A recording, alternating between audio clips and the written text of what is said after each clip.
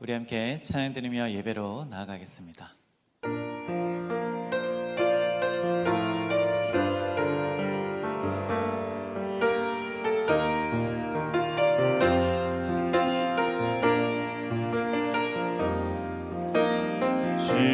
주님 다시 오실 때까지 나는 이 길을 가리라. 좁은 길 나의 십자가 지고 나의 가는 이 길 끝에서 나는 주님을 보리라. 영광의 내 주님 나를 맞아 주시리. 주님 다시 오실 때까지 나는 일어나 달려가리라. 주의 영광 온 땅 덮을 때 나는 일어나 노래하리. 내 사모하는 주님 온 세상 그 주시라. 내 사모하는 주님 영광의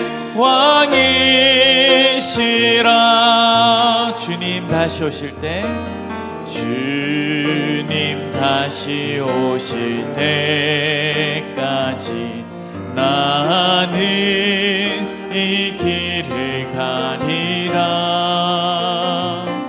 좁은 길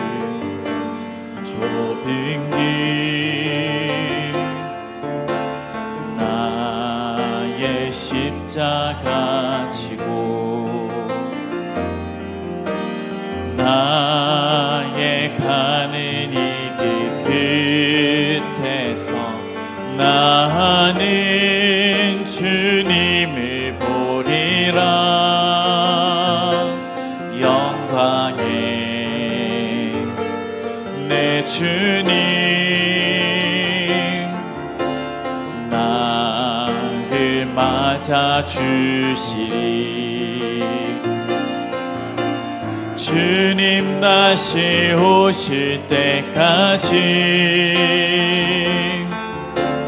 나는 일어나 달려가리라.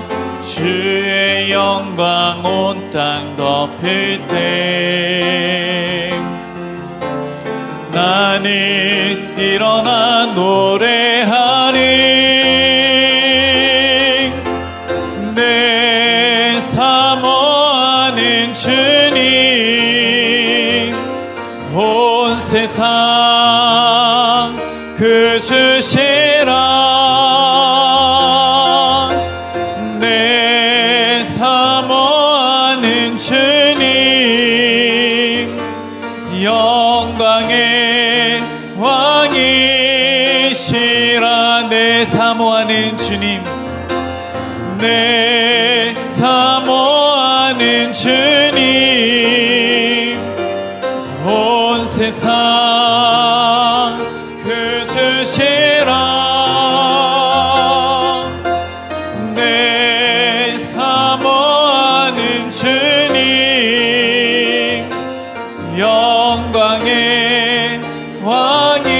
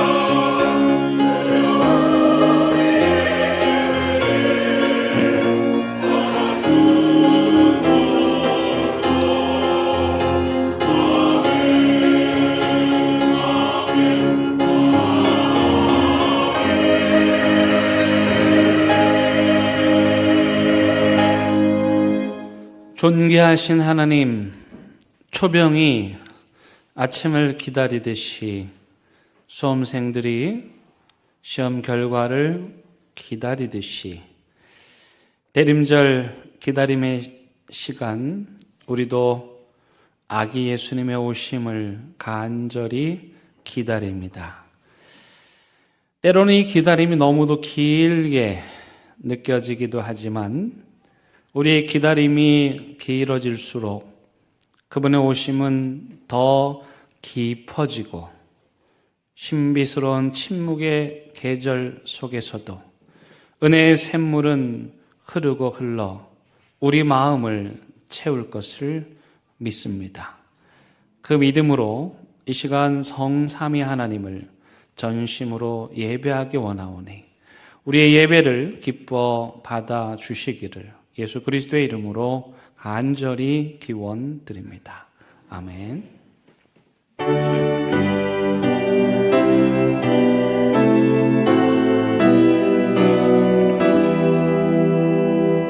고도 서서히 많은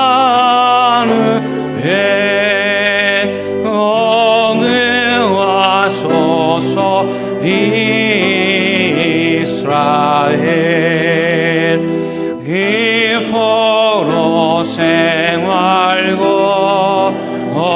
오달파 메시양이다 립니다.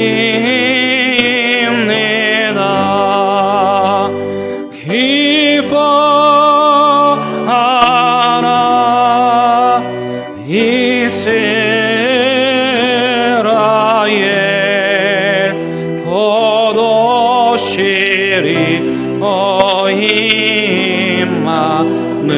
임마누엘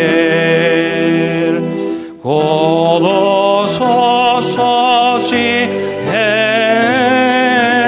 예수 온 만물 질서 주시고 참 진리의 길 보이사 밝히는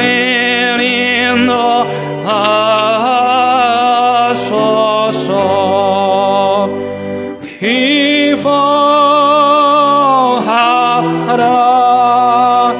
이스라엘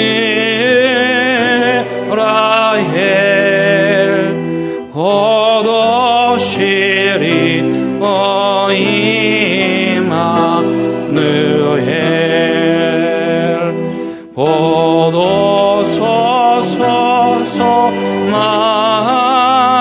망의 주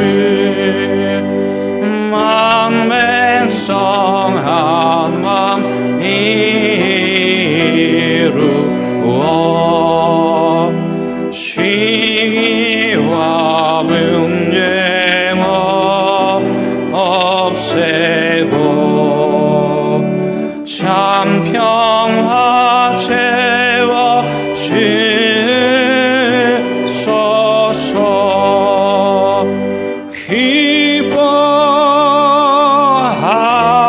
기뻐하라 이스라엘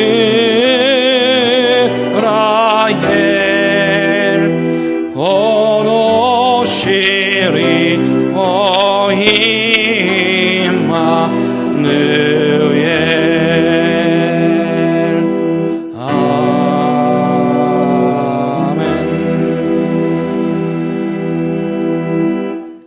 광야와 메마른 땅이 기뻐하며 사막의 백합화같이 피어 즐거워하며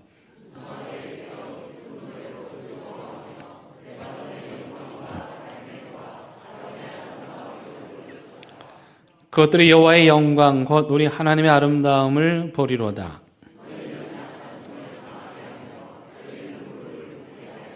겁내는 자들에게 이르기를 굳세어라 두려워하지 말라 보라 너희 하나님이 오사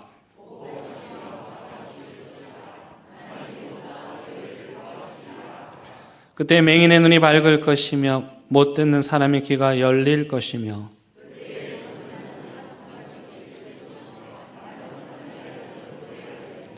이는 광야에서 물이 솟겠고 사막에서 시내가 흐를 것임이라.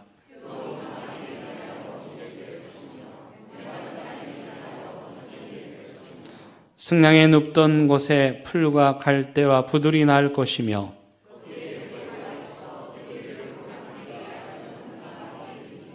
깨끗하지 못한 자는 지나가지 못하겠고 오직 구속함을 입은 자들을 위하여 있게 될 것이라.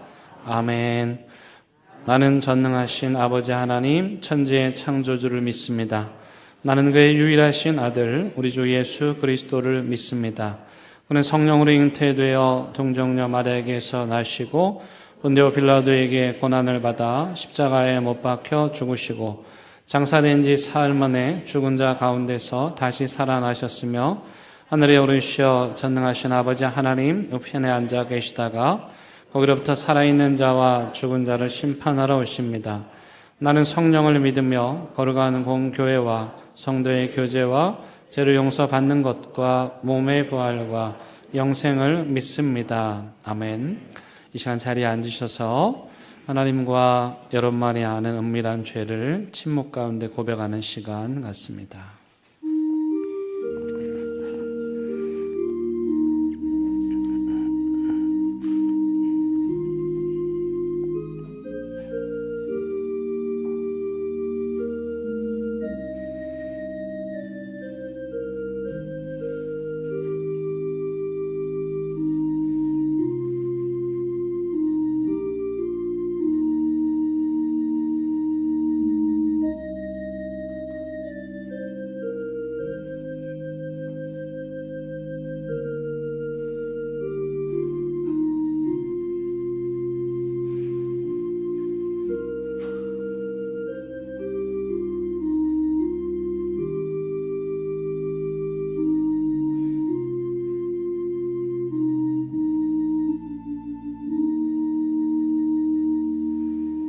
여기 참여하는 자들에게 주시는 하나님의 위로와 용서의 말씀이 있습니다.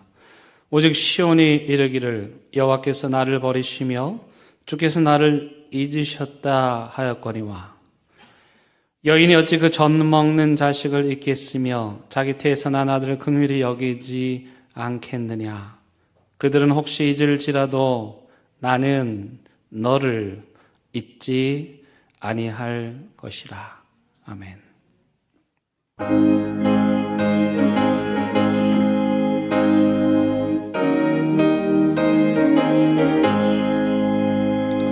슬픈 마음 있는 사람 예수 이름 믿으며 영원토록 변함없는 기쁜 마음 얻으리. 예수의 이름에 세상의 소망이요 예수의 이름은 천국의 이름일세.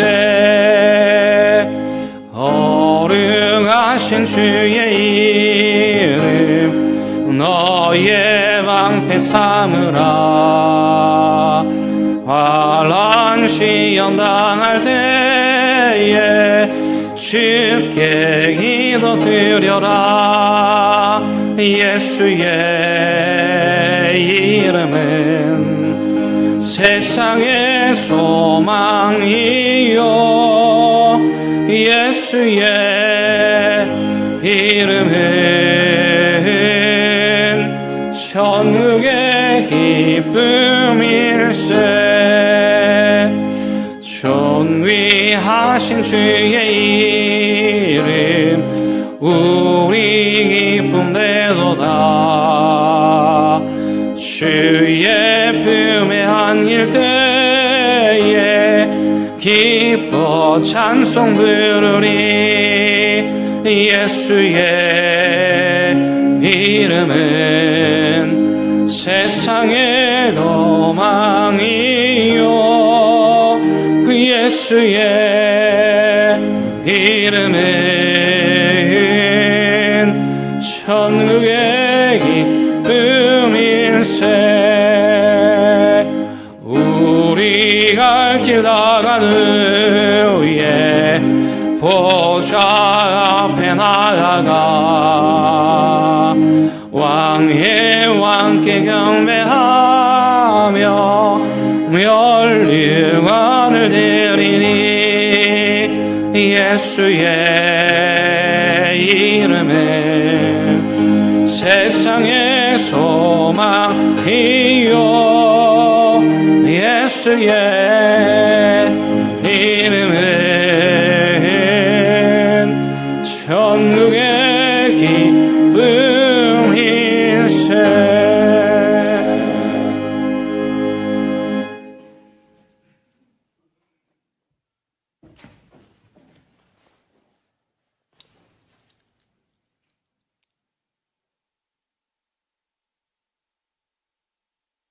사랑과 은혜가 풍성하신 하나님 아버지, 만물을 주관하시고 저희를 구원하신 하나님의 섭리 가운데 소망과 기쁨의 대림절 셋째 주일을 허락하시고 주님 앞에 나와 예배하게 하시니 감사드립니다. 저희 예배를 기쁘게 받아주시옵소서.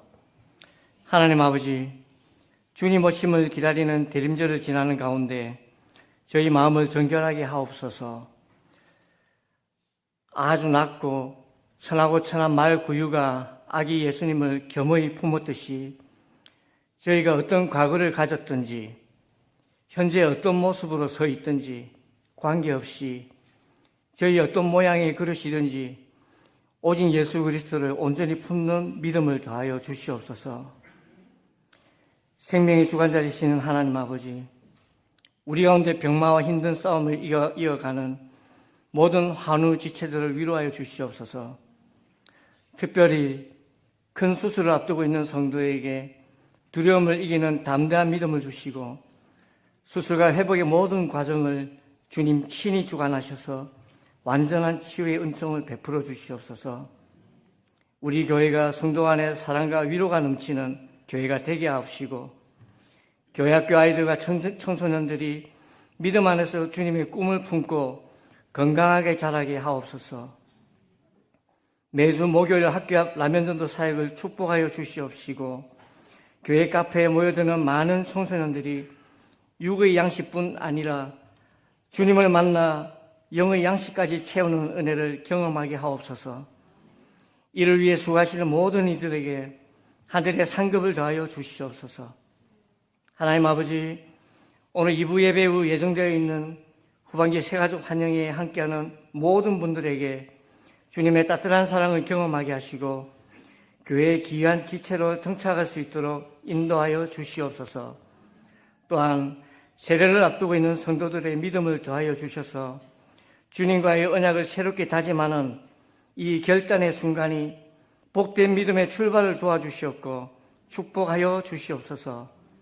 하나님 아버지, 이 나라 이 민족을 붙들어 주시고 평화와 정의가 충만한 나라 되게 하옵소서.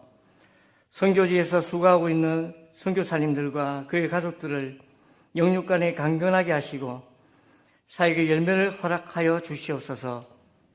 점점 추워지는 날씨 가운데 군복무 중인 아들들을 기억하여 주시옵소서.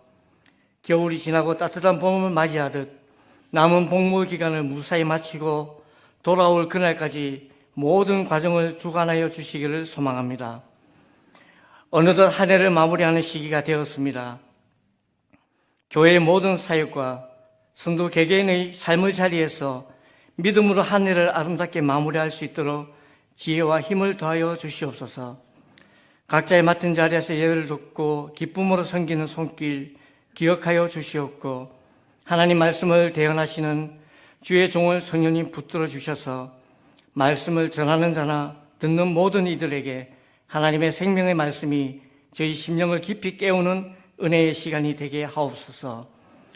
찬양으로 하나님께 영광 올려드리는 2부 찬양대의 찬양을 기뻐 받아 주시옵소서. 이 모든 감사와 간절한 소망을 저희를 구원하기 위해 이 땅에 오신 예수 그리스도 이름으로 기도드립니다. 아멘.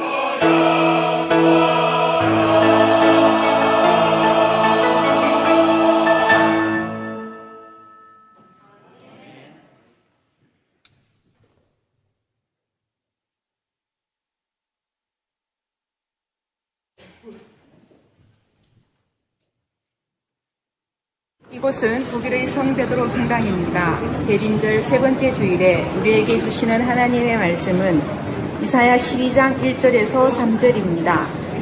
하나님의 말씀을 봉독하겠습니다. 하나님의 말씀을 경청하시기 바랍니다. 그날에 내가 말하기를 여호와여 주께서 전에는 내게 노하셨사오나 이제는 주의 진노가 돌아섰고 또 주께서 나를 안위하시하오니 내가 주께 감사하겠나이다 할 것이니라. 보라 하나님은 나의 구원이시라. 내가 신뢰하고 두려움이 없으리니 주 여호와는 나의 힘이시며 나의 노래시며 나의 구원이시니라. 그러므로 너희가 기쁨으로 구원의 힘을 들에게 물을 길려리로다.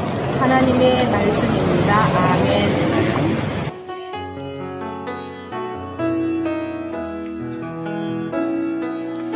이 말씀 따라 사는 동안 지치지 않게 하시고 이 말씀 따라 사는 동안 주님 나라 이루소서.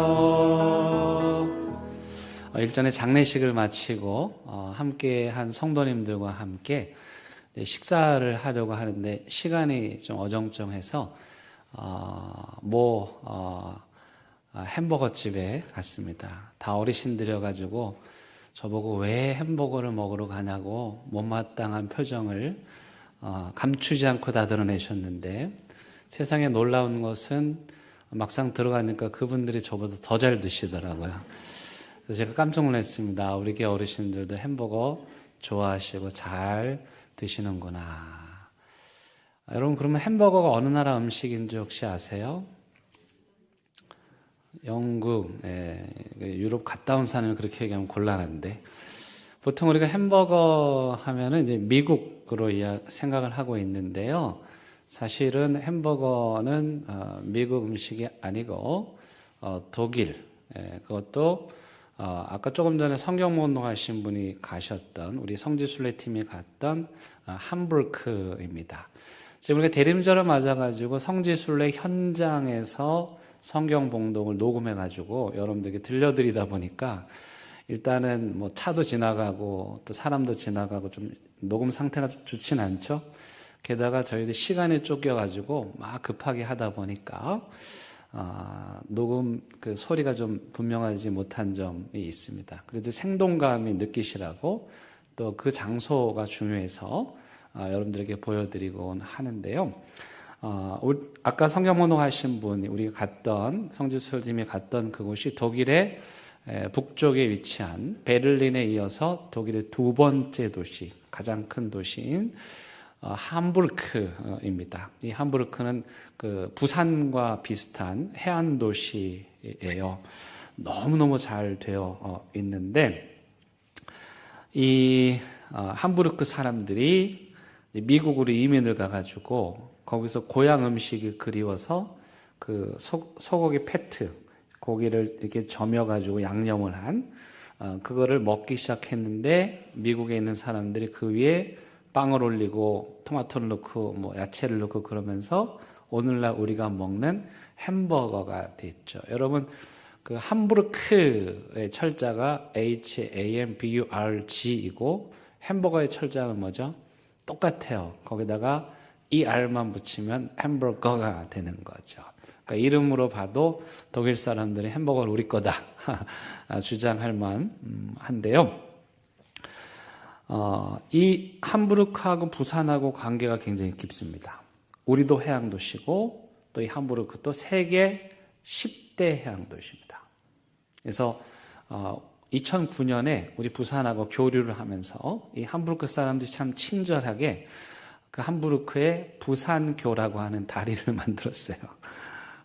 그래서 저 다리가, 여러분들 보신 다리가 한글로 부산교라고 이름 붙여진 그 다리입니다. 한글로 써 있죠. 그래서 다리를 지나면 코리안 로드라고 하는 한국 길도 있을 정도고, 또 최근에는 이 함부르크하고 우리 부산하고 함께 이제 협약을 맺어가지고 해양 도시로서 서로 협력을 하고 사실 우리가 많은 도움을 받겠죠. 그런 좋은 우호 관계를 유지하고 있습니다. 아마 경제적인 측면에서 부산시가 함부르크하고 함께 일을 하는 것 같은데 저는 그거보다도 이 함부르크 하면 기독교를 빼놓고는 설명할 수가 없습니다. 왜냐하면 함부르크는 기독교 정신으로 세워진 도시이기 때문에 그렇습니다. 그 종교개혁 당시에 수많은 종교개혁가들이 종교개혁을 앞장섰는데 그때 이 함부르크는 이 도시는 일찌감치 이 종교개혁가들의 신앙을 그대로 받아가지고 루터의 종교개혁에 함께 따라서 이 함부르크 전체를 기독교의 도시로 만들었습니다. 즉, 이 도시를 세우는 정신, 근간이 바로 기독교였고 성서의 정신에 입각해서 종교개혁가들의 정신에 입각해서 사회, 문화, 정치, 경제 모든 시스템을 갖추었습니다. 그래서 오늘날 이 함부르크는 기독교를 중심으로 해서 세워진 그런 기독교 도시의 모델이라고도 할 수가 있습니다. 제가 부산에 와보니까 성시화 운동본부라는 게 있습니다. 이게 뭐냐면은 부산을 거룩하게 만들자라는 그런 운동본부인데 제가 볼 때 이 성시화 운동본부가 함부르크를 가보셔야 될 것 같아요. 왜냐하면 함부르크가 바로 성서의 정신에 기독교의 정신에 입각해서 성함부르크화한 도시이기 때문입니다. 그래서 함부르크는 그 중심에 예배가 있습니다. 신앙이 있습니다. 믿음이 있습니다. 그 기독교 신앙과 전통을 바탕으로 해서 그 위에 경제와 문화와 시민 의식과 예술을 발전시켜 나갔습니다. 아까 우리 성경봉독 하신 우리 변천 집사님 그 뒤에 사실 길거리 왜 저기서 찍었나 하시는 분들도 계실 텐데 저 뒤에 보이는 예배당 보이시죠? 저 예배당이 개신교의 종교개혁을 이끌었던 그런 아주 오래된 성 베드로 교회입니다. 저 교회를 보려고 저 교회를 배경으로 성경 봉독을 우리 함께 촬영을 했었습니다. 그리고 이 함부르크는 그렇게 기독교를 받아들임으로써 개신교의 종교개혁을 이룬 이전과 이후가 완전히 뒤바뀝니다. 여러분, 예수님을 믿으면 before와 after로 분명하게 나뉩니다. 내 인생이 이전의 삶과 이후의 삶이 확연하게 다른 겁니다. 그래서 여러분들이 내가 신앙이 있나 없나 이렇게 보면은 이 before와 after를 생각하셔야 돼요. 이전의 나의 모습과 예수님을 만난 이후의 나의 모습을 이렇게 보면은 별 차이가 없다. 그러면 아직 예수님 못 만나신 거고 적어도 이것만큼은 확연하게 차이가 난다. 그러면 예수님을 만나신 거예요. 오늘 1절 말씀에 보면 바로 그 부사가 정확하게 표현되어 있습니다. 여러분 보세요. 그날에 내가 말하기를 여호와여 주께서 언제는 전에는 이 전에는 주님을 만나기 전에는 주님의 축복을 받기 전에는 어떤 일이 있었어요? 내게 노하셨사오나 비포에 있었던 일 하나님을 버리고 하나님을 등지고 떠났던 그 비참한 삶을 얘기하죠. 근데 그 다음 부사 또 뭡니까? 이제는 이게 중요해요. 공부를 잘하시는 분들은 이럴 때 성경에 동그라미를 칩니다. 전에는과 이제는. 아하, 이제는 어떻게 됩니까? 주의 진노가 돌아섰고 또 주께서 나를 안위하셨사오니 내가 주께 감사하겠나이다. 전에는 우리의 삶이 어둠이었는데 이제는 빛이고요. 전에는 하나님을 몰랐는데 이제는 하나님을 알고요. 전에는 죄의 자녀로서 살았는데 이제는 의로운 자녀로서 살고요. 전에는 두려움과 불안과 혼돈이었다면 이제는 기쁨과 감사와 감격이고요. 전에는 예수 믿기 전에는 내가 중심이었는데 이제는 하나님이 중심이 되고요. 전에는 움켜잡는 삶을 살았는데 이제는 내 손을 펴서 나누는 삶을 사는. 그래서 예수 믿는다는 건 뭐냐? 예수를 믿었다는 건 뭐냐? before와 after가 전에는과 이제는이 확연하게 구분되는 거. 그 선이 명확한 거. 그게 이스라엘 백성들에게 있어서는 전에는과 이제는의 그 경계가 무엇입니까? 바로 홍해바다죠. 이스라엘 백성들이 이집트를 건너 탈출하여 홍해를 건너서 오지요. 그때 그 홍해가 갈라졌던 홍해가 다시 뒤덮입니다. 무슨 말입니까? 돌아갈 수 없는 거죠. 전에는 이집트의 삶이고 이제는 새로운 약속의 땅의 삶인 겁니다. 이 홍해 사건, 이집트에서의 하나님의 구원 사건이 사실은 구약 성경 전체를 지배하고 있습니다. 왜냐하면 이스라엘 백성들에게 있어서 이 사건은 잊을 수 없는 사건이기 때문에 그렇죠. 그래서 12장 바로 위에 보면 이집트에서의 탈출한 사건을 언급하고 있고 시편에도 그렇고 다양한 성경 곳곳에서 이스라엘 백성들은 이집트에서 하나님께서 우리를 건지시고 구원해 주신 그 사건을 반복해서 이야기하고 있습니다. 그래서 구약 성경에서는요, 구원이라고 말하면 그건 어떤 사건을 가리키냐? 바로 이집트에서 하나님께서 그들을 구원해 주신 구체적인 사건을 의미하는 거예요. 근데 여러분, 우리가 여기 오늘 말씀에도 보라 하나님은 나의 구원이시라 2절에서 이렇게 말씀하는데, 구원이라는 말은 도와준다는 말이죠. 건져준다는 말이에요. 그럼 이것은 무엇을 전제로 합니까? 누군가가 도움이 필요한 상태에 있다는 걸 전제하죠. 누군가가 지금 수렁에 빠져 있다는 상태를 전제해요. 성경은 그것을 뭐라고 말하냐면 죄라고 말합니다. 이 세상의 모든 인간은 도움이 필요한, 진리와 절대자의 도움이 필요한 죄와 어둠의 상태에 있다라고 말하는 거예요.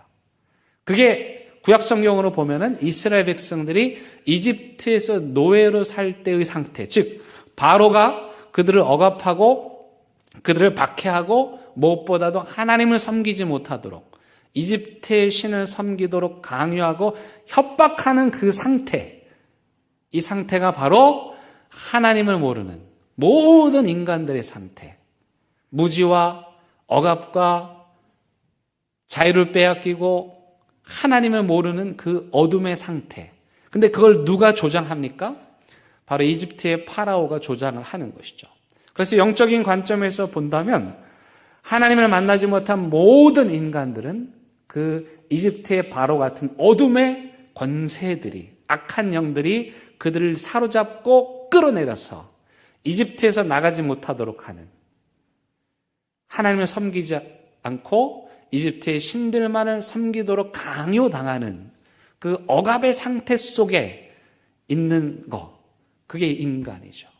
그런데 하나님께서는 개입하셔서 그 이집트에 고통당하던 이스라엘 백성들을 건지셨고, 그리고 그들을 약속의 땅으로 인도하여 내신 것이죠. 이 모든 사건을 주도하신 분이 누구십니까? 하나님이시고, 그래서 오늘 이사야는 보라, 하나님은 나의 구원이시라고 고백하는 것이죠. 이사야가 생각했던 구원은 무엇입니까? 이스라엘 백성들이 이집트의 노예에서 구원받아서 약속의 땅으로 가서 참된 평안을 누리는 아주 구체적인 사건, 이게 바로 오늘 이사야가 이야기하는 구원이고, 그 하나님께서 이 구원의 역사를 이루셨다는 믿음의 고백으로 보라, 하나님은 우리의 구원이시다, 이렇게 말을 하는 거죠. 그런 맥락에서 본다면 성경 전체는 구원에 관한 책이죠.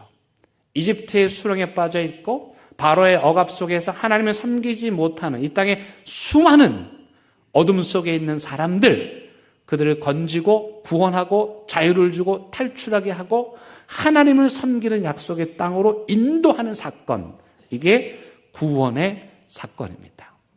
신약에 와서는 이것을 좀 더 구체적으로 이집트의 상태를 죄라고 말하고, 그 구원이라 함은 바로 그 죄의 상태로부터 벗어나는, 즉 여기서 말하는 죄는, 성경이 말하는 죄는 하나님을 모른다고 하고 하나님이 없다고 하고 하나님을 믿지 않는 불신앙을 말하는데, 그 무지와 죄로부터, 죄와 사망으로부터 하나님께서 우리를 건지시는 사건.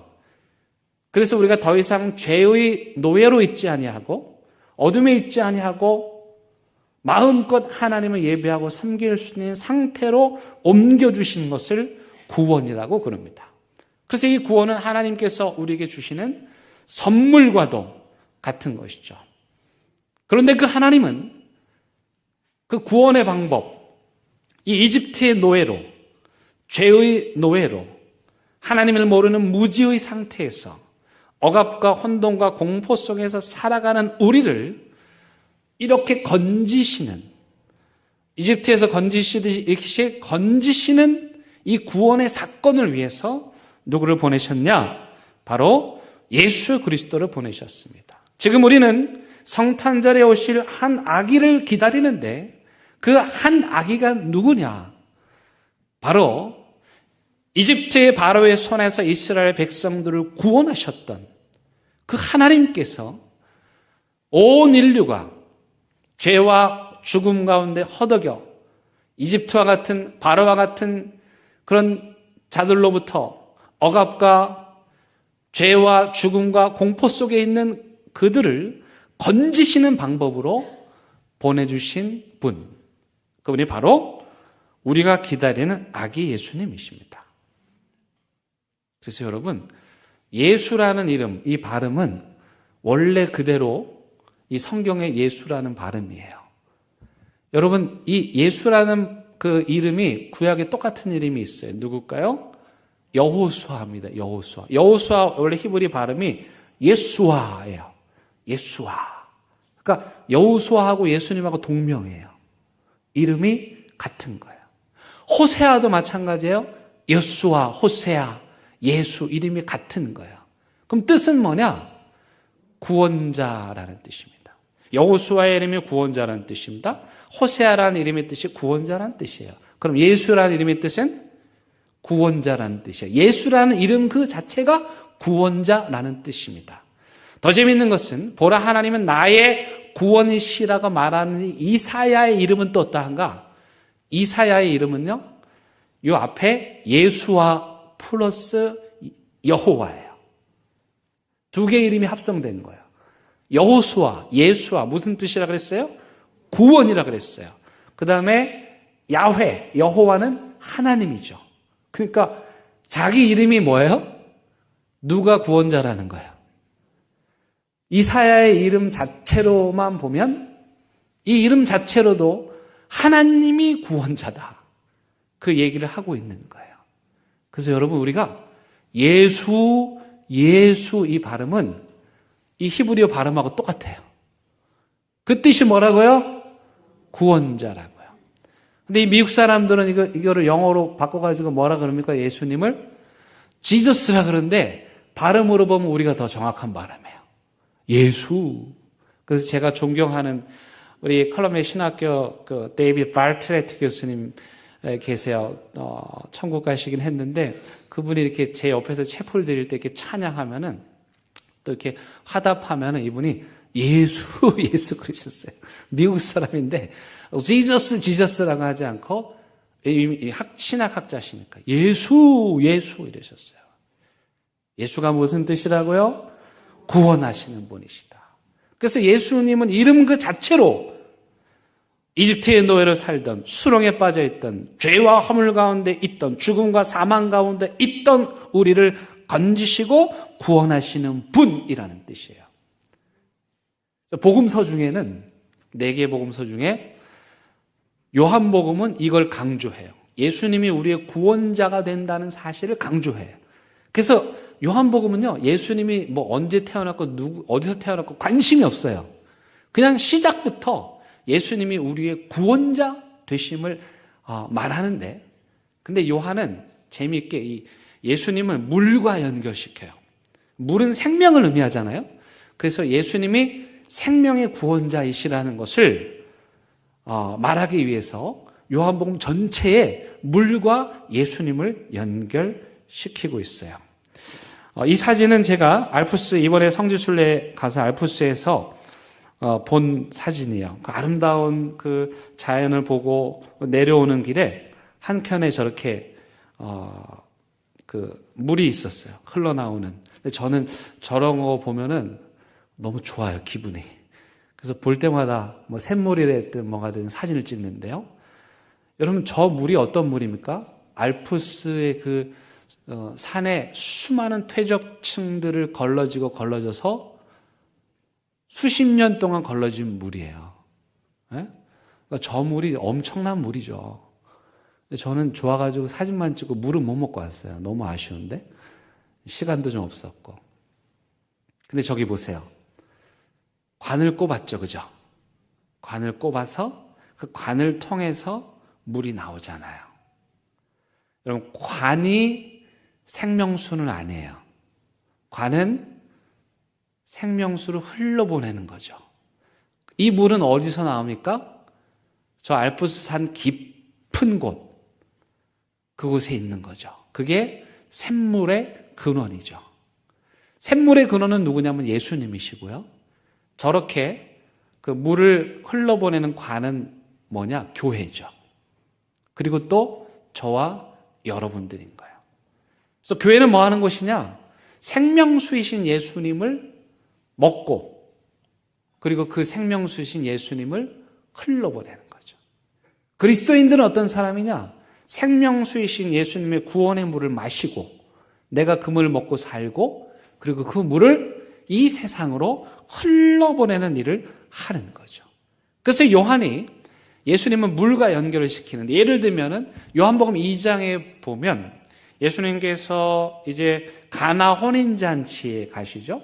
거기 이제 포도주가 떨어져요. 포도주가 떨어졌다는 말은 인간의 기쁨이 끝났다라는 뜻이에요. 그때 예수님께서 물로 포도주를 만드십니다.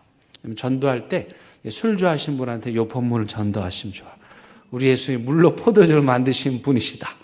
근데 핵심은 그게 아니고, 예수님이 뭐 포도주를 만든 기적, 또 술을 만드신, 이게 핵심이 아니고, 여러분, 그 시대의 그 결혼식에서, 혼인잔치에서 포도주가 떨어졌다는 건 기쁨이 사라졌다는 거예요. 근데 예수님께서 물로 포도주를 만들어 주셨다는 것은 자신이 물이시거든요. 생명수이시거든요. 그래서 예수님이 오신 이유는 뭐냐? 사람들에게 잔치를 계속하도록, 계속 기쁨을 누리게 하시도록 오신 분이다. 그 생명수를 마시면 기쁨이 넘친다. 그 이야기를 하고 있는 거예요. 요한복음 4장에 가면 또 너무 목이 말라서 우물가에 물을 기르러 온 수가성 여인의 이야기가 나옵니다. 이 여인의 갈증은 이 세상을 살아가는 모든 인간들의 갈증입니다. 이 세상의 모든 사람들은 진리에 목마릅니다. 가짜 물을 하도 먹어가지고 이제는 진짜 영원히 목마르지 않은 생명수를 사람들이 간구하죠. 이 수가성 여인도 마찬가지였습니다. 그는 나름 자기 동네 우물에 자부심을 가졌고, 이거는 대대로 내려오는 아주 유명한 자신의 조상 야곱의 우물이라고 프라이드를 갖고 있었어요. 그런데 문제는 그 물을 먹어도 그 다음날 또 목이 마른 거죠. 그때 예수님께서 말씀하십니다. 이 물 먹으면 다시 목마르겠거니와 내가 주는 물을 먹으면 영원히 목마르지 아니할 거다. 그러면서 그 수가성 여인에게 뭐라고 말합니까? 그 물이 곧 나다. 예수님이 물이에요. 그렇다고 예수님을 물처럼 보시면 안 돼요. 그분은 생명의 물이셔서 우리를 살리시는 분이십니다. 그 예수 그리스도의 생수를 마시면 우리 안에 영혼의 갈증들, 질병들, 외로움들, 두려움들 다 치유되는 그러한 생명의 물이시죠. 그 여인이 그 예수님의 생수를 마시고 영혼의 갈증을 해결한 것입니다. 그런가 하면 요한복음 5장에 가면은 베데스다 연못이라는 데가 있었어요. 근데 그 베데스다 연못에 흘러내리는 전설이 있었더니 누군가가 갑자기 물이 동한다. 온천이 터졌겠죠. 물이 동할 때 가장 먼저 1등으로 가면은 그 병이 낫는다는 전설이 있었어요. 근데 여러분 현실은 어땠습니까? 베데스다 연못에 병자들만 드글드글 할 뿐 그들을 치료하지 못했어요. 근데 38년 된 베데스다 연못에 주저앉아 있었던 그 사람의 병을 고쳐주신 분은 누구십니까? 예수 그리스도이십니다. 베데스다의 물이 아니라 생명수이신 예수님께서 그 병을 고쳐주시는 것이죠. 그러므로 우리 생명수이신 예수님의 물을 먹는 자들이 육신의 질병, 마음의 질병, 영혼의 질병이 치유된다는 사실입니다. 요한복음 6장에서도 예수님이 오병이어의 기적을 베푸시면서 또 음식 얘기, 물 얘기 하십니다. 오병이어의 기적 아시죠? 보리떡 5개, 물고기 2마리를 5,000명 먹이시고 그들 배불리 먹이시고도 남는 사건. 그런데 그걸로 끝나는 것이 아니라 예수님은 그 오병이어의 기적의 현장에서 성만찬 이야기를 하십니다. 이거 내 몸이다. 이거 내 피다. 말씀하시면서 예수님께서 내 피를 먹고 내 몸을 먹어야 산다. 이게 참된 양식이다. 이렇게 말씀하셨습니다. 뒤이은 요한복음 7장에서는 예수님이 명절 때 사람들 앞에 나타나셔서 이제는 대놓고 큰 소리로 이렇게 말씀하셨습니다. 누구든지 목마르거든 내게로 와서 마시라. 나를 믿는 자는 성경의 이름과 같이 그 배에서 생수의 강물이 흘러 넘치리라. 누구든지 목마른 자들은, 영혼의 목마른 자들, 진리의 목마른 자들, 생명의 목마른 자들 다 나한테 와서 내가 주는 물을 마시라고 말씀하셨습니다. 여러분 요한복음 13장에 또 물 얘기가 나옵니다.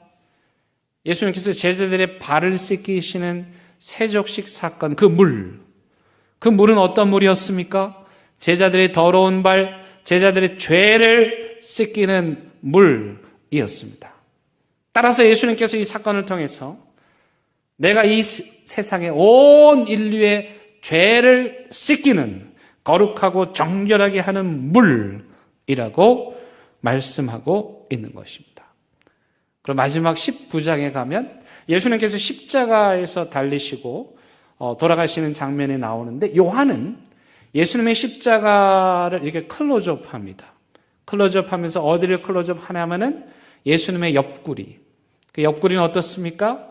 로마 군인들이 창에 찔려가지고 그 찔린 상처로 뭐가 흐르겠습니까? 피가 흐르고 물이 흐르는 그 장면을 보여주면서 요한은 바로 예수님의 몸에서 나온 그 보혈이, 예수님의 몸에서 나온 그 생명의 물이 온 인류의 죄를 용서한다.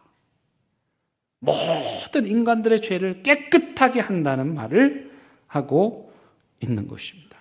이처럼 우리 예수님께서는 오늘 이사야 선지자가 말한 대로 구원의 우물이시고 구원의 생명수이시라는 사실을 여러분 믿으시기 바랍니다. 그래서 여러분 이 물로 또 설명을 할 텐데 성경이 말하는 죄란 뭐냐? 예레미야 2장 13절 기가 막힌 물을 비유로 하는 인간의 죄를 설명하고 있어요. 거기 이렇게 나옵니다. 내 백성이 2가지 악을 행하였나니 악을 2가지 행했대요. 첫째는 생수의 근원되는 나를 버린 것과 여러분 생수를 버리니까 어떻게 되겠습니까? 목마르겠죠. 여러분 그거 아세요? 진리이신 하나님을 만나지 못한 사람들은 그 목마름을 견딜 수가 없어요. 그래서 권력이라고 하는 술을 마시고요. 또 쾌락이라고 하는 술도 마셔보고요. 성공이라고 하는 술도 마셔봐요. 근데 이 세상의 그 수많은 것들을 아무리 마셔도 그 목마름이 해갈되지를 않는 거예요. 생수의 근원되는 하나님을 버리면 그 갈증을 견디다 못해 다른 것으로 그 목마름을 채우려고 하다가 중독에 빠지고 인생이 파멸로 끝이 나고 마는 거예요.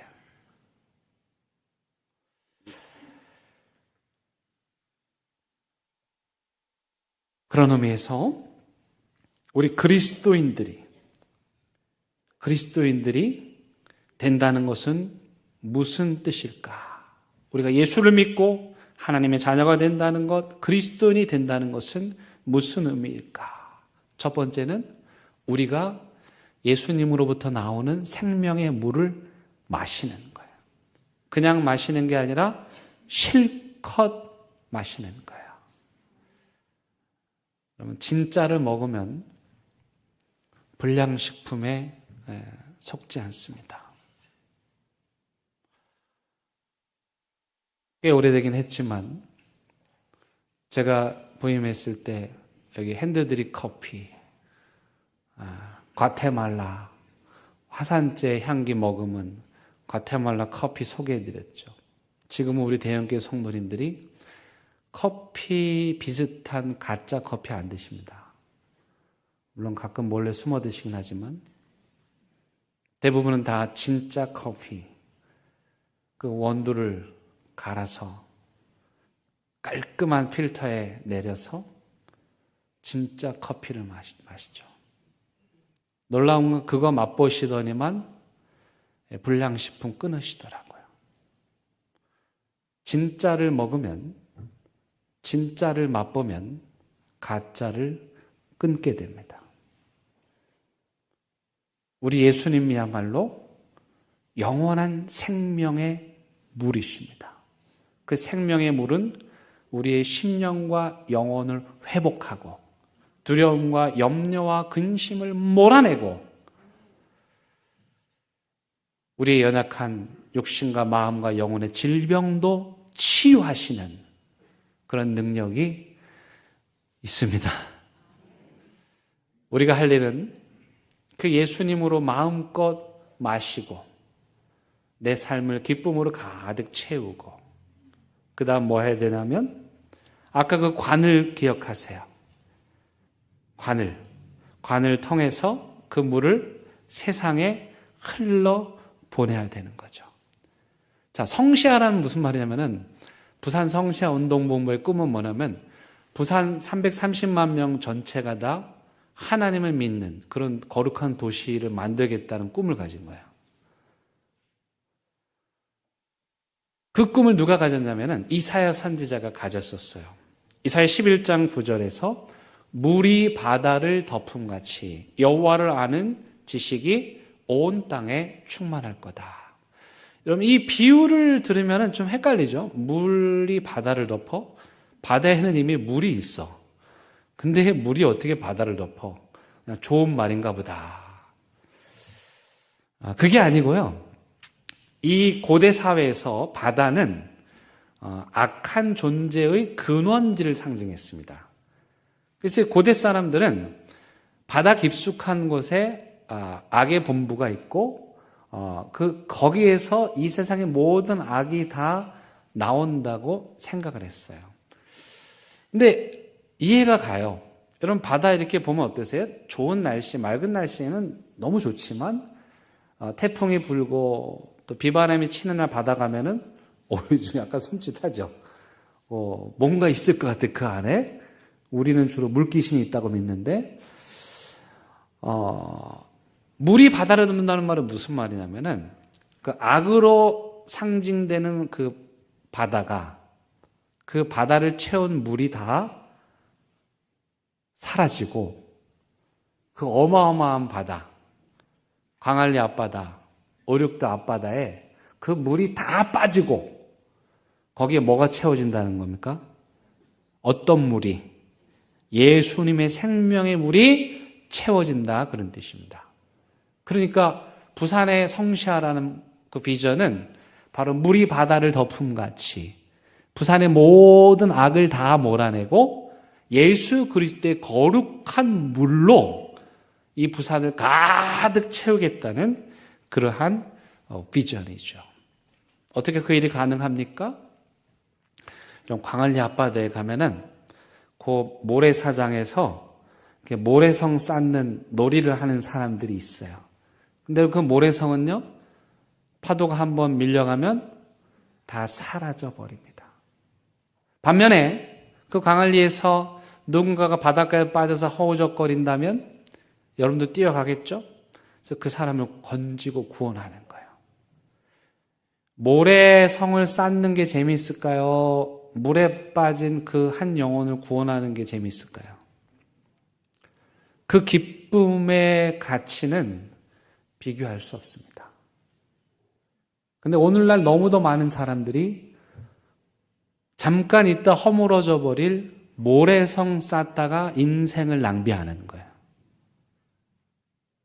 그거 한 번 쓰려고 하면 끝인데 그 모래성 쌓기에 재미를 붙여가지고 곧 허물어질 모래성을 쌓다가 인생을 다 낭비하는 거예요.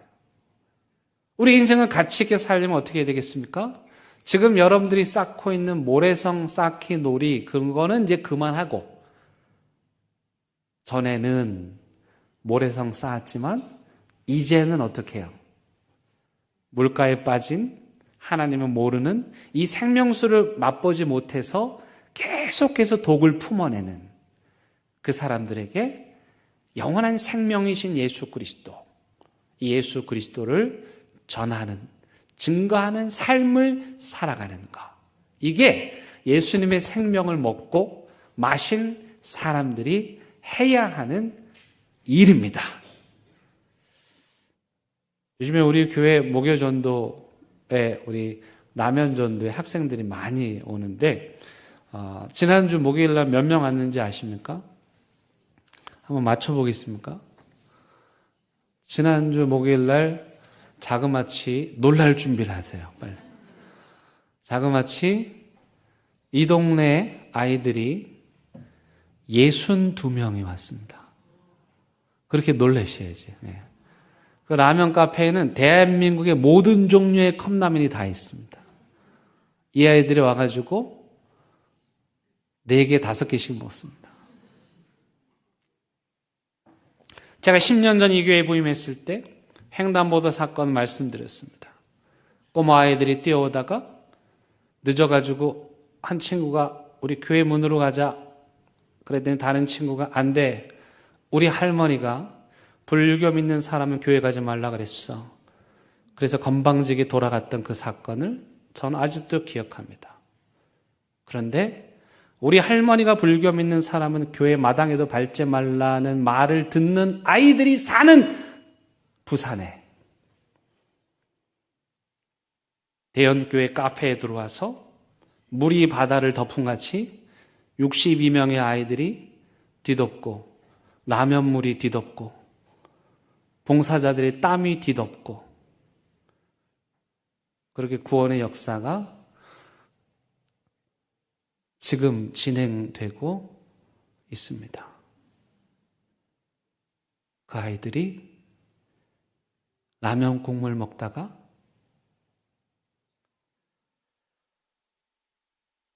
예수 그리스도 생명수 마시게 될 겁니다. 찬양하시겠습니다.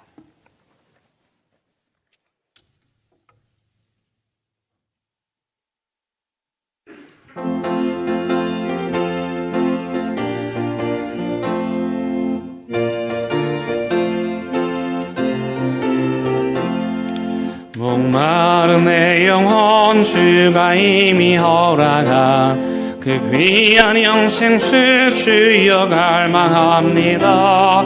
그 약속 따라서 힘써간 아버니 주여 내 기도 어서 들어주소서.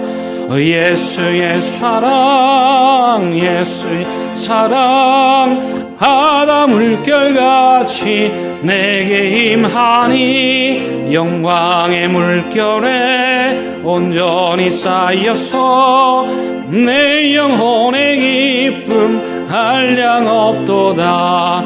주 내게 약속한 큰 빛 내려주시려 은혜에서 구름 건너편에 떠올라 그 귀한 징조가 내게 밝히 보이니 나 힘을 다하여 주께 간구합니다. 예수의 사랑 예수의 사랑 바다 물결같이 내게 임하니 영광의 물결에 온전히 쌓여서 내 영혼의 기쁨 한량 없겠네. 은혜의 소낙빛 지금 흡족히 내려 구원의 큰 강물 흘러차고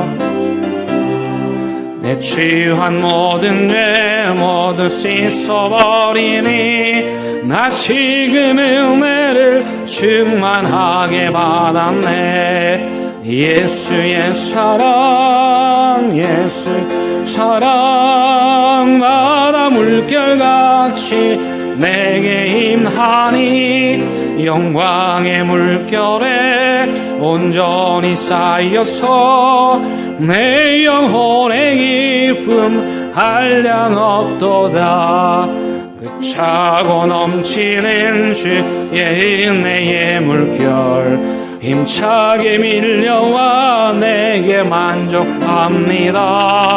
오 할렐루야로 주를 찬송하오니 내 마음의 기쁨이 항상 충만합니다. 예수의 사랑 예수의 사랑 바다 물결같이 내게 임하니 영광의 물결에 온전히 쌓여서 내 영혼의 기쁨 한량 없도다. 기도하시겠습니다. 하나님, 이제는 언젠가 허물어져 버릴 모래성 쌓는 재미와 기쁨에서 벗어나서 바다에 호적거리는 그 한 영혼 건지고 구원하는 기쁨을 우리 모두가 다 누리게 하여 주옵소서. 부산에 하나님을 아는 지식이 하나님의 영광이 물이 바다를 덮음같이 가득하기를 원한다는, 어떻게 생각하면 너무도 허무맹랑한 꿈 같지만 저는 우리 대형교회 성도들을 통해서 그 꿈이 이루어지는 것을 보게 하여 주시옵소서. 예수님의 이름으로 기도드립니다. 아멘.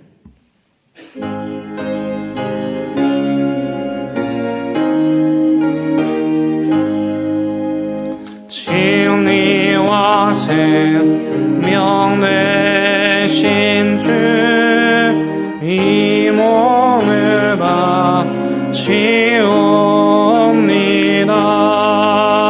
믿음과 소망 사랑에 한 마음 되게 하소서.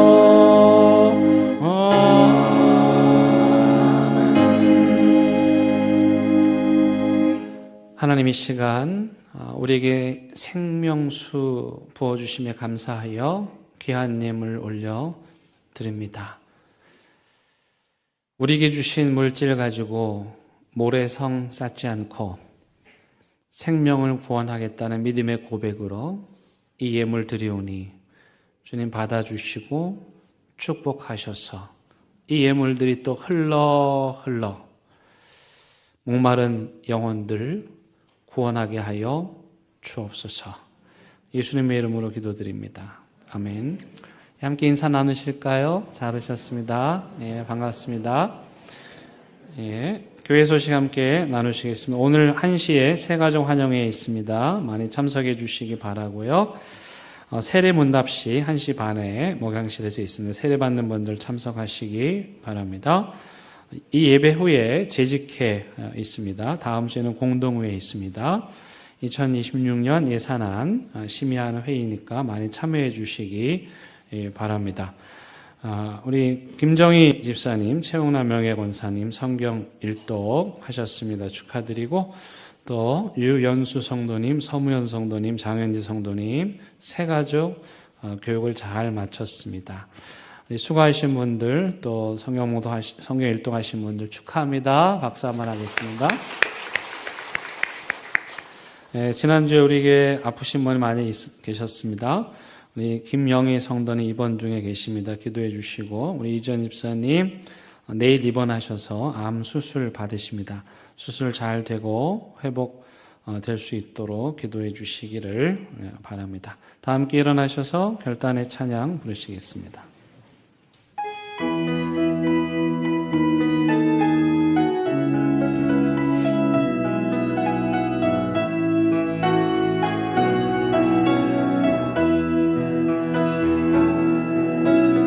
하나님의 고요히 감사하여 그 놀라운 평화를 누리며 나 그대들과 함께 걸어가네. 나 그대들과 희망을 여네. 지나간 아픔과 고통의 날이 무겁게 내 영혼이 눌러도 오 주여 우리 외면치 마시고 약속된 응원을 이루소서. 이 선하님이 우리를 감싸시니 믿음으로 일어나길 기대하네. 주 언제나 우리와 함께 계셔. 하루 또 하루가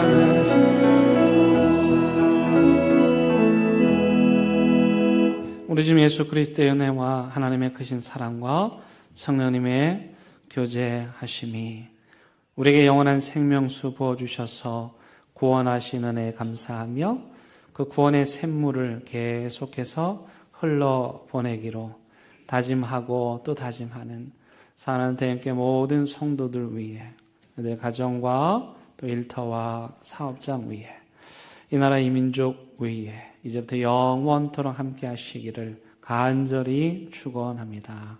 아멘.